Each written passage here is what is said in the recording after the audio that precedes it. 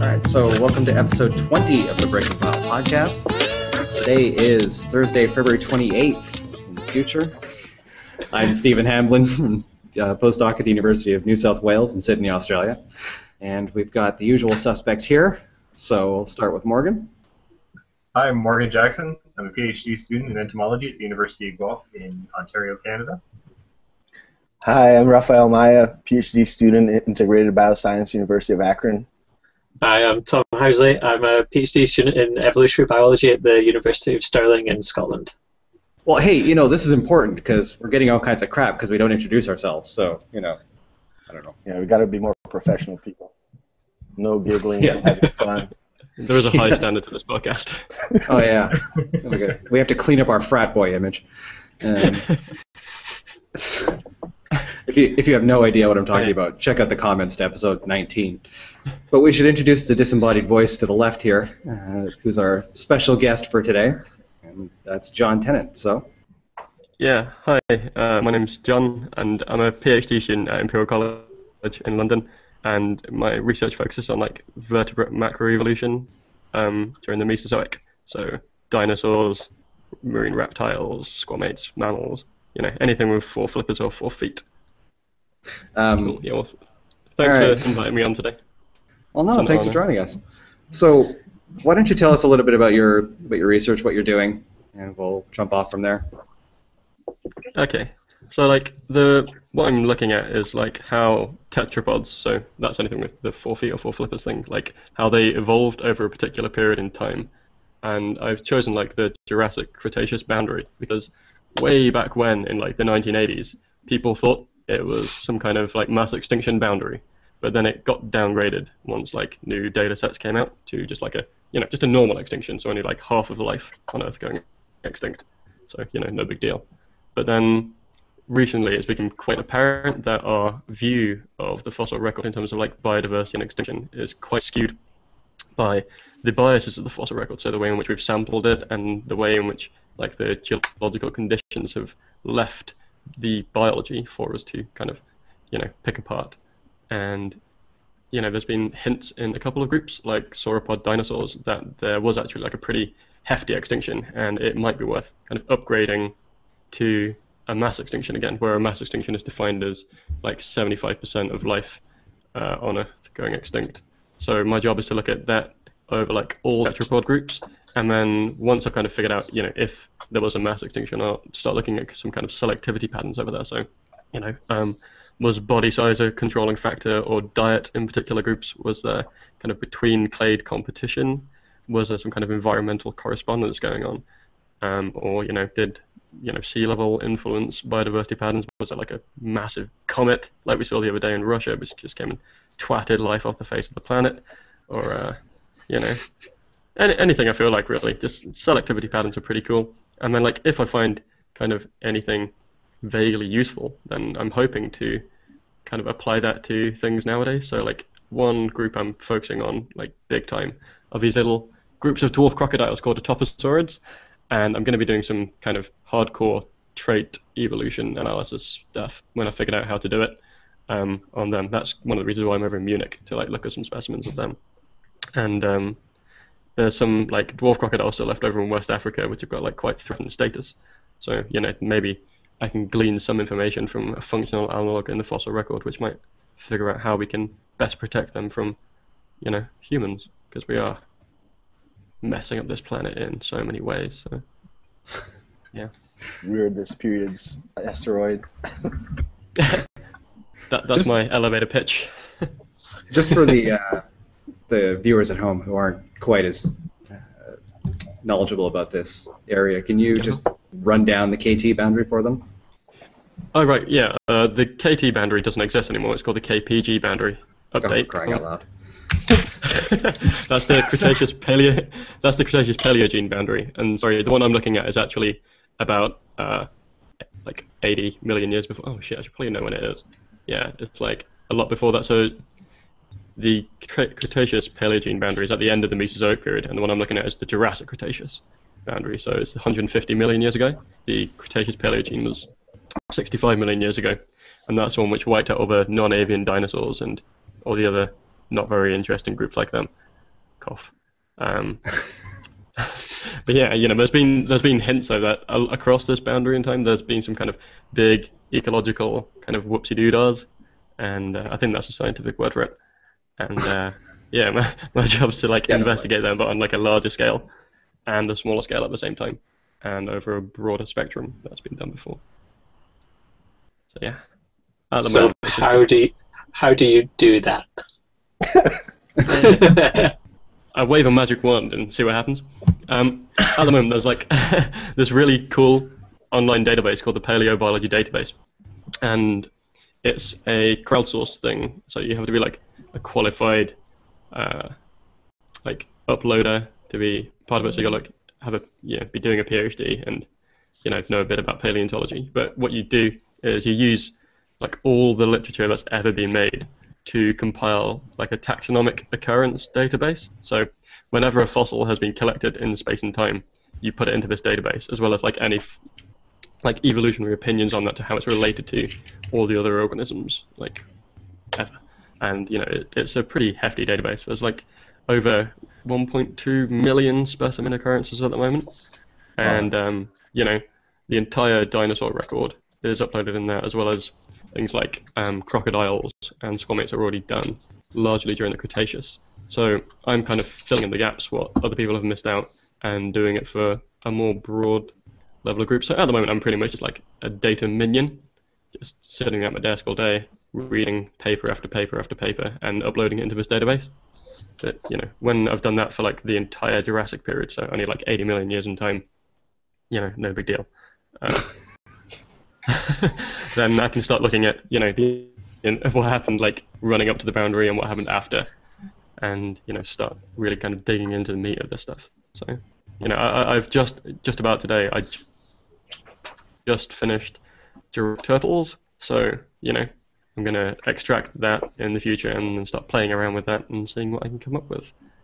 So just to be absolutely clear, you don't have an Indiana Jones hat, and you're not out dusting off fossils with a tiny little brush? Unfortunately, not yet. Anyway, no, that's the American paleontologists you're thinking of. British ones actually do useful things. So that's the realms of science. All right, I think we just started a nice transatlantic war there. Come the second wave of trolls now. If you're an American paleontologist who would like to reply to John, please contact us at breakingbile@gmail.com. So we have Bug Girl joining us late in the podcast here, but that's all right. She's always late. A good addition, I was going to say. So it's at the Jurassic-Cretaceous boundary. So the Mesozoic era is divided into the Triassic, Jurassic, and Cretaceous. So it's a bit deceptive because like all of the dinosaurs you see in Jurassic Park, which everyone kind of knows about, are all Cretaceous, apart from Brachiosaurus. So that's like one of the bazillion flaws with that film, which you could probably dedicate a series of podcasts to. Yeah, well, don't even get me started on the entomological problems with it. Oh no. Yeah, but nobody really cares about them when there's like a T-Rex.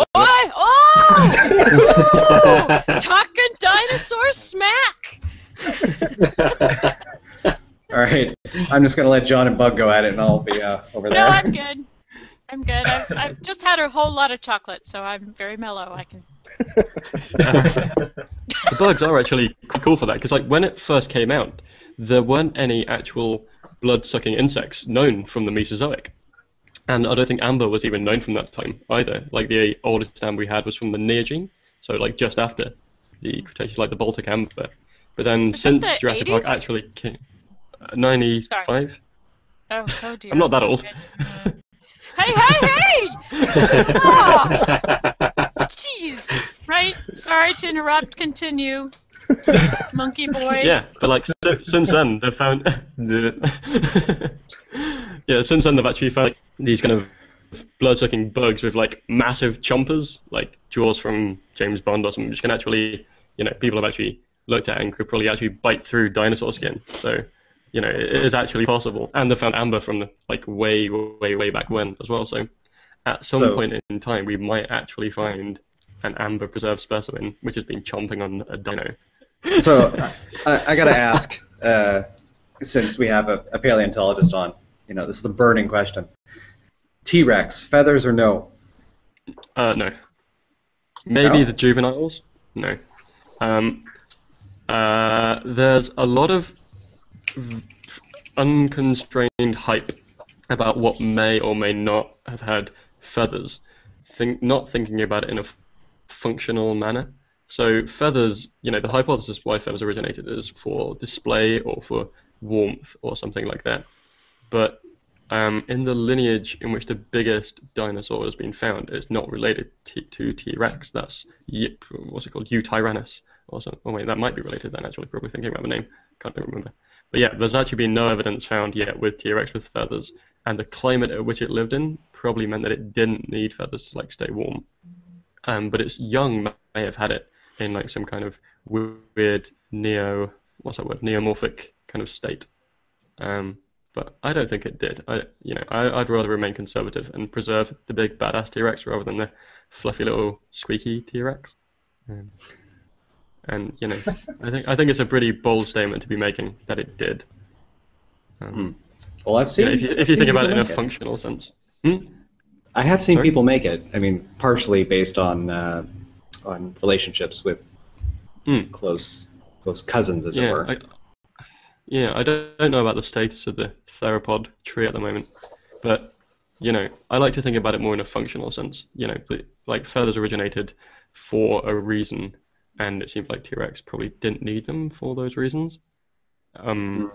Raphael, it could just be a product of the taphonomy of the region. Why? So the way in which where T-Rex is found is preserved. Why it's not showing them? I mean, it could have them, but I just rather think that it didn't, based on functional uses for feathers, or at least as far as I'm aware. I don't know. Well, you just mentioned there that feathers may have originated for display, and there was a review by, was it Robert Nell last year I think, on sexual selection in dinosaurs. I don't know if you read that. And sexual selection.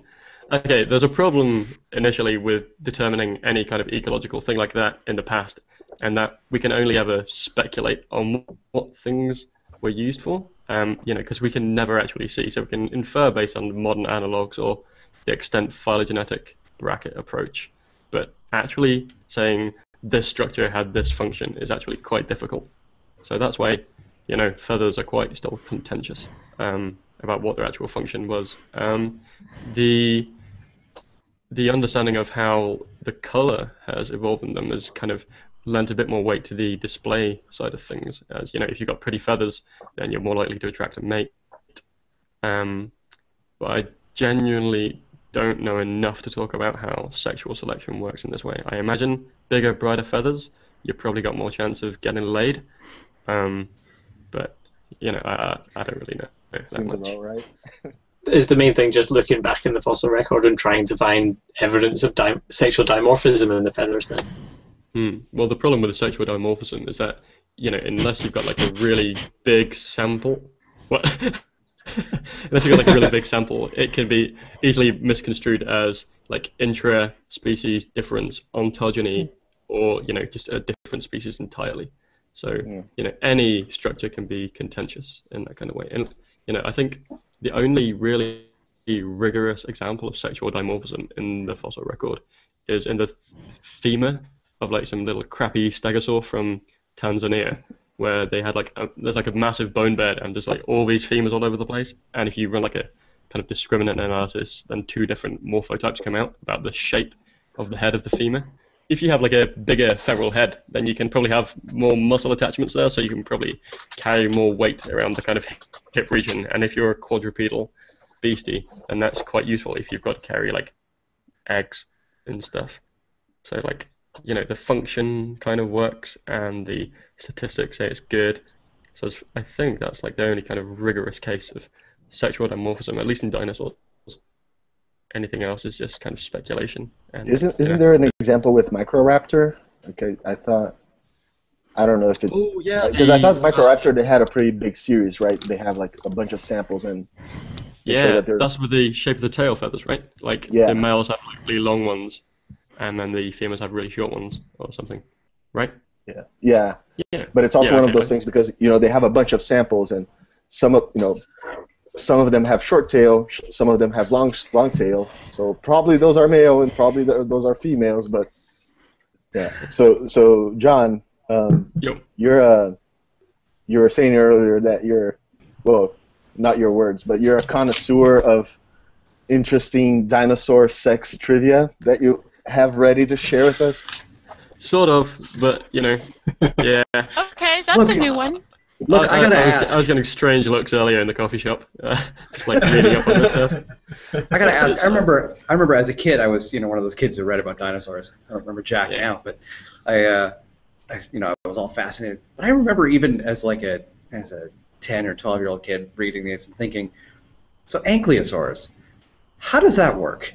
Yeah. Well, imagine if you're like a stegosaur. That's even worse. You've got like massive spikes on your tail. You try and go doggy, you're gonna die. So. Yeah. Well, the ankylosaurs, I mean, they're so low to the ground. I mean, there seems to be. I feel like I just walked into the boys' clubhouse. No, but it's actually quite important because it involves aspects of bioengineering and functional anatomy to actually figure out how this stuff works. Yeah, I agree. It's just it was not something I spent a lot of time thinking about when I was learning about dinosaurs. Really? And I find it hilarious that of the other people here, all of whom happen to be male, you did. Huh. Either that, just not fazed by it. It's like, yeah, dinosaur sex. Psh, talk about it 10 times a day. It's like that study males think about it 7 or 8 times a day or 200 times a day or whatever. Apparently with dinosaur sex is no different. Yeah, women do too. We just don't tell anybody. And you can't tell. I mean, you have no idea what I'm thinking about right now. That was awesome. No, that was your ankylosaur look, wasn't it? Okay, so I'll shut up now and let our guest talk. Well, we kind of already covered the first kind of hurdle which you've got to think about when you think about how dinosaurs doinked, which is which ones were the males and which ones were the females. So once you've kind of established that, it becomes a little bit easier. But then you've got to really think about the kind of engineering things about it. If you're a kind of 60-ton sauropod and you're trying to get on your girl, and you're gonna break that hip. There's gonna be a lot of fractured sacrum, sacral vertebrae and stuff in the fossil record. So She gets to be there's my age. That also happens. Great. So geriatric dinosaur sex. That's what we're talking about.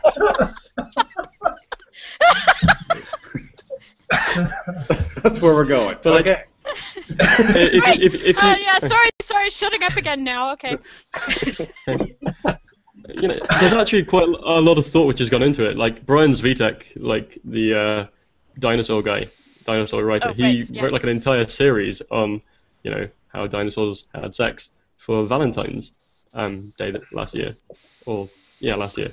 And there was a lot of interesting stuff how did the big ones get it on? And sauropods with really long necks. A lot of research has actually gone into whether they kind of entwined them during coitus or they were for something else. And so what's the consensus? Well, if I was competing for a female, it wouldn't be my neck I was worried about growing.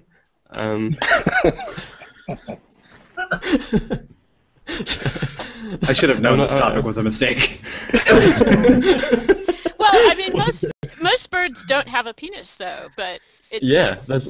So, I mean, crocodiles and birds both have cloacae, so you can hypothesize quite comfortably that dinosaurs did too. But, in birds, they have anything from, the explosive duck penis to just doing, a cloacal kiss, which is, instantaneous transfer of gametes, to use the scientific lingo. Oh, come on, you totally did that in college, Morgan. You can't fool us. That's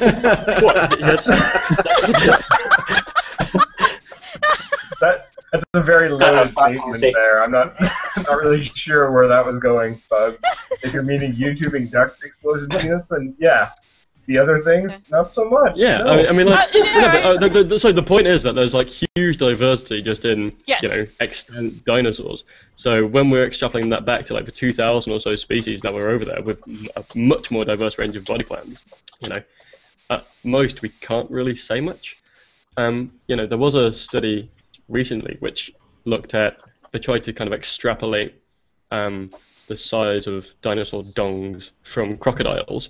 I don't know if you guys saw like the Daily Mail take of it, but someone estimated that if you had the largest dinosaur and used the largest possible kind of range of what its wang could possibly be, then it would be 12 foot long. So the headline in the Daily Mail the next day was, T-Rex had a 12-foot penis. And T-Rex is only like 20 feet long, so you imagine that thing wandering around the Mesozoic. It ain't really going to be good. That ain't a tail. Well, if it's internal, though, if it's internal like a duck piece, that's a duck piece, a duck penis, then that's totally possible. Have you ever tried to like evacuate a 20-foot long thing from your body? Well, now we're back to college, aren't we?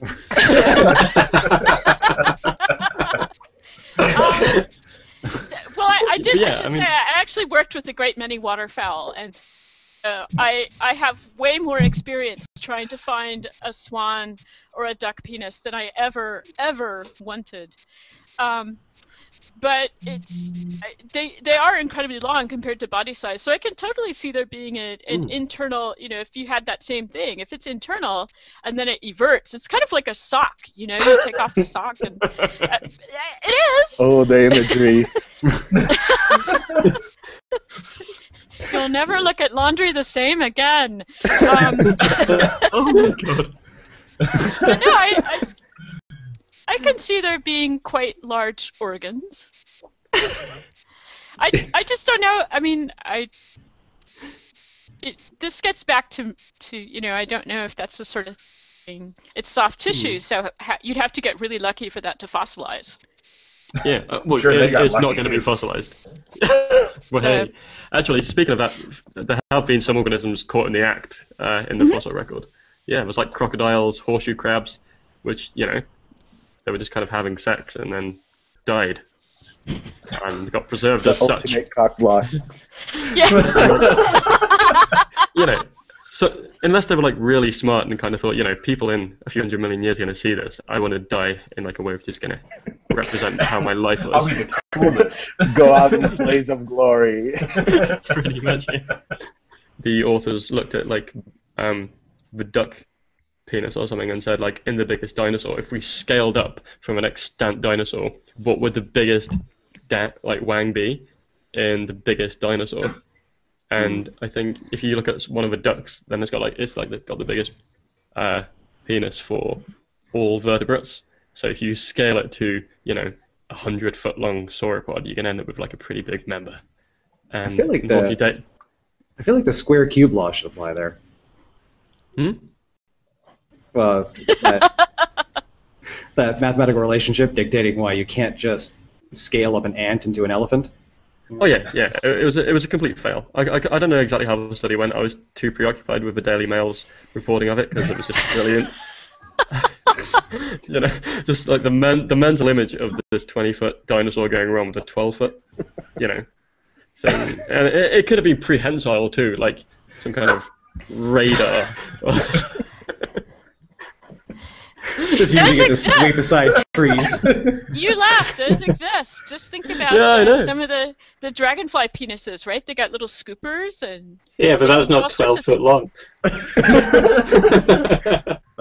would be one messed up when you dragonfly. had 6-foot dragonflies, just think about the size of that scooper. What happens if you give a dragonfly steroids? It dies.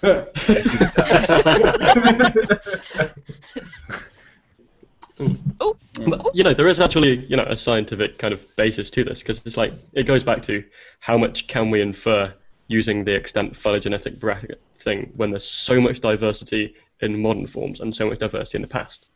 So, like, any kind of associations we make are really tentative at best. And it's kind of a problem, because, like, when we're thinking about, like, the functional evolution of organisms, then you kind of want to know what you're talking about rather than just kind of speculating. and it's a big problem with paleontology actually. You know, we like guessing. I mean, there's speculating like we talked about last week with Bigfoot, which is pretty much just possibly literally pulling stuff out of your ass, and then speculating, making an informed sort of guess about this is probably what happened based on this, and this. I mean, I think it's awesome. I love it. As an outsider to the whole thing. All right. Never mind. All right. Well, we've passed the time limit mark here, and already we should actually take a second though to mention, John, you have a podcast of your own, so now's a good time to plug that if you want. Was it? Yeah, we have a podcast called Paleocast, and it's just like where me and a couple of other guys we interview, you know, actual proper researchers, unlike me, about their actual research, unlike the stuff I've done, and we kind of make like 40-minute to hour-long, interview-style presentations with usually with a lot less swearing because they keep me shutted up. So, and a lot less dinosaur penises too. This is a high proportion of dinosaur penis time usually for me. All right, and where can people find Paleocast? But like we're on Twitter as @Paleocast and on Facebook as facebook.com/Paleocast as well. And we do actually have one about, you know, traces in the fossil record coming out in a few days with Tony Martin, who you probably all know from the Twitterverse. I can't remember if he talks about dinosaur dicks though. That might be a bit beyond the scope. So you might be disappointed. That is my favorite sentence from all of this. Dinosaur dicks are out of scope. Oh, I wish I could use that as a tagline. All right. Well, and why not? Because we already have a frat boy reputation here. Cement that, baby. All right. All right. Well, I'd like to thank you for coming on today, John. Thanks for having me. Yeah. Staying up late in Munich to chat with us. And if you guys want to find out more about the podcast, you can go to breakingbio.com, and you can find us on iTunes as Breaking Bio. So thanks for joining us for episode 20, and we'll see you guys next time. See ya. Bye.